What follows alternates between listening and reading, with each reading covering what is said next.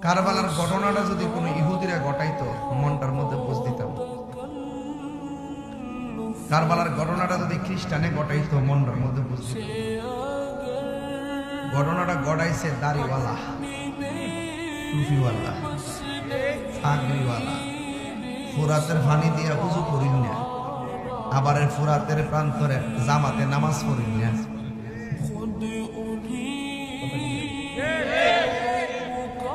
উজু করিন না, ফুরাতের পানি দিয়া উজু কইরা নামাজ পড়ছে, মুখে দাঁড়িয়ে আছে, মাথায় ফাগড়ি আছে, কোরআনে হাফেজ, আল্লাহ আল্লাহ জিকিরের অভাব নাই।